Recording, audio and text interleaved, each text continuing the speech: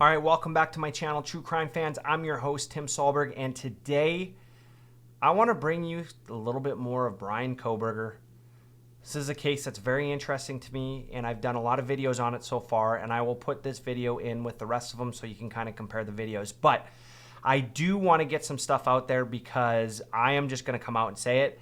At this point, so far, I think that the defense is doing a fantastic job with the chess match that's going on with the court and with the prosecution team. Look, I stated this in my last video, but we're going to go over it again. There's just some things that are just not matching up in this case, and this could definitely lead to a not guilty verdict for Bryan Kohberger. Yes, a lot of the evidence points in the way of Bryan Kohberger. I'll be the first one to admit that. You'll see that in my videos, and I'm not retracting on that statement. When we look at the 120 plus pieces of evidence in the arrest affidavit, a lot of those are pointing towards Bryan Kohberger. The problem that I'm having right now when I go through all of this information is that all of it is circumstantial. The only thing that could sway this one way or another, or at least got the FBI on the trail of Bryan Kohberger, genealogy, DNA. Now, the more I do research in that, the more I see the flaws in this DNA, and the more that I'm thinking if this is what ends up convicting Bryan Kohberger is going to be out in the next 10 or 15 years as this goes through the Supreme Court. And what you're going to see in 10, 15 years are people are going to forget about the victims in this case, and then the energy is going to shift to somebody was wrongly convicted, okay? And we don't want that. If Bryan Kohberger's not guilty, then he shouldn't go to jail. If Bryan Kohberger's guilty, we want him to go to jail. Now, if he is guilty, we want him to go on the right merits and the right base. So, is the DNA going to be a major factor in this case? It's going to depend. I think that when he gets arrested, if they come back and say, okay, we did get a swab and it does match at 99.8%, how did they get that swab, and ultimately how did they get onto the trail of Bryan Kohberger? If it was the original DNA that basically points to the the child of Bryan Kohberger's dad, who happens to be male based off of the DNA, and that's how they get onto Bryan Kohberger, I don't know if that would hold up in an appeals court. I think the other thing that a good defense attorney is going to talk about is, can he get a fair trial where he's at right now? And I just don't know that he could. I think if it made it to the Supreme Court, if he is found guilty, this could get overturned at that point. But going back through the 5 pieces of evidence that I think would convict Bryan Kohberger that the defense has to overcome, and they're doing a good job right now, is 1, the DNA, which again is a brand new form of DNA that started in 2017. And when I say brand new, utilizing it in cases, so getting 23andMe or Ancestry.com, and then being able to triangulate a suspect based off of family members who have used these kits. We don't know what this looks like, and we don't know what the long-term ramifications are of these. So if that ends up being the smoking gun, this case could get overturned. Number 2, the car. The car has been wrong from day one, okay? They originally said it was 2011 to 2013, then they expanded to 2015. They did get the color right, and a lot of the pictures of the car that you see going by is very blurred. So the question is going to become, no matter what year it is, if we go from 2011 to 2015 or expand that to 2017, how many white Hyundai Elantras were sold in that time, and how many white Hyundai Elantras were in the area or within a 6-hour period or a 10-hour period or a 12-hour period. And I think the defense is going to create what essentially will be a nucleus and then a huge radius around that to say this is how many cars in that radius.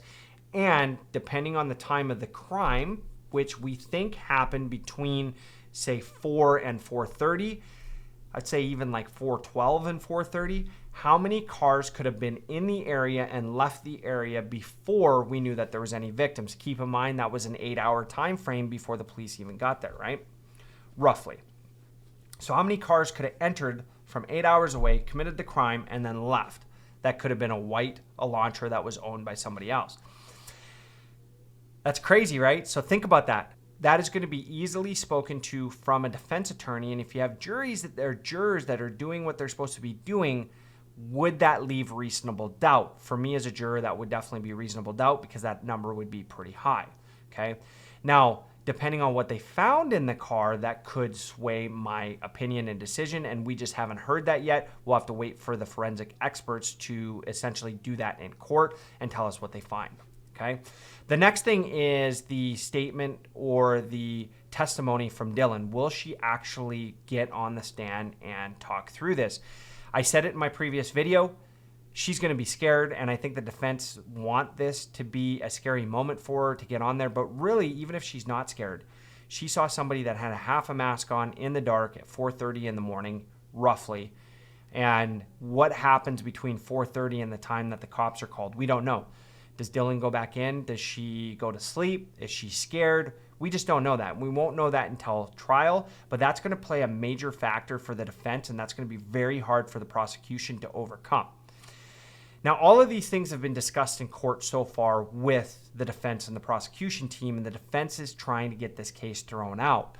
Now, have they been successful? No, and in most cases, is this the process that they typically take? Yes, I think it is. I asked on the last video, do you folks think that Bryan Kohberger is pulling the strings, or do you think Ann Taylor, his lead attorney, is pulling the strings? And a lot of the comments came back that Bryan Kohberger is pulling the strings.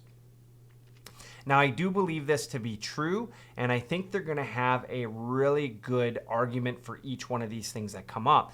Now, the thing that we haven't heard yet that's going to be coming is what was his alibi. Now, Bryan Kohberger's alibi is that he was out driving around at that time, and there is also evidence to show that he had a pattern in doing this, right? So what the prosecution is going to have to prove is that he broke his pattern that night to go commit these awful crimes, and they're also going to have to prove how did he do it and why did he do it. A lot of profilers have come out and stated that they don't think that this would be a first-time crime for somebody to come in and kill 4 people in this manner and do it as quickly as he did. Now, does that mean that he's not capable of doing it? We're not saying that at all. But if you get the right professionals that are up on the stand, could that create reasonable doubt in a jury? And the way that I'm leaning right now, based off of everything that we're seeing week by week, there's a lot of circumstantial stuff that could create doubt in a jury. Now, he only really has to create doubt in one juror to not get the majority. Okay? A couple of things that could happen, though, from now until then. Does Bryan Kohberger decide he wants a bench trial and for the judge to be able to go through the evidence because the judge is going to be able to sift through this a lot better than a jury? Or does he take his risk with the jury? Another thing that could come up, maybe he pleads guilty and he's looking for a lesser sentence in what essentially could be his life. That is a very real possibility, and maybe that's why he's playing some of the games. Another fact is he has waived his right to a speedy trial. This in the beginning didn't seem like it was going to be the case. It looked like he really wanted to press the court and press the prosecution to go to court in October, and the judge was going to make that happen. The judge didn't see how that was going to work, but he was going to make it work. And then Kohberger comes back and waives his right. So why does he do that? Is that strategy, or is he giving the prosecution a little bit more time to think about dropping the charges here? Now, between me, you, and this video, we know the prosecution is not going to drop the charges. They're all in 100%. We know that the investigators and the authorities are 100% in on this. My question is there going to be additional evidence that wasn't in the arrest affidavit that is going to point to Kohberger and that is going to make a jury say this is absolutely, with beyond a reasonable doubt, Bryan Kohberger that committed this crime? And I'm not sure that they're going to be able to do that. Do I think that he has the physicality to do it? Yes. Do I think that him following a couple of people on social media? Yeah. Is it creepy that he's in the area quite a bit, or is he even visiting places where the victims worked? Yes, I do think that that doesn't add up. Do I think there's a lot of evidence that points Bryan Kohberger's way? Yes. If you asked me a week ago, do I think Bryan Kohberger did it? Yes. Do I still think that he participated in this crime? Yes. But do I think the prosecution is going to be able to prove it? I don't think so. Not with what we know so far. I think that the defense team is going to be able to overcome all of these hurdles. The only way this goes beyond a reasonable doubt is if the jury has already made their decision before listening to all the evidence in the case. So that being said, I want to hear from you folks. Do you think I'm off base on this one? Do you think that this case is over? Bryan Kohberger, he is it. He is definitely the guilty one. There's no way. And I know some of the comments in my last video said, no, we think he's innocent.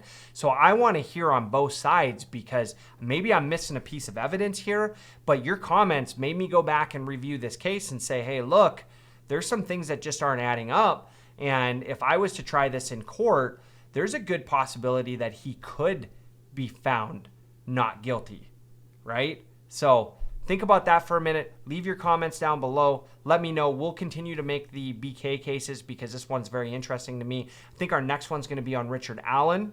So look forward to that. We'll keep that one going as well. I may do that on a live stream. I was going to do this one on a live stream as well, but I figured that it would probably get out to more people in a video format, and we can always go back and watch it together depending on how the evidence turns out in the case. And I would love to compare if I was on base or off base, and that way we can utilize that information for our future videos and how we approach the evidence. So that being said, if you're with me this far, hit that subscribe button, hit that like button. Let's get this video out to as many people as possible. I do want to hear from you. I love interacting with the community. Our community is so good and very interactive. Love that. Gives me something to do every day. And to be quite honest, a lot of the positive comments that I see in the comment forums is keeping me going with this. So that being said, I hope everybody has a wonderful week. I'm your host, Tim Sahlberg, and I'm over and out.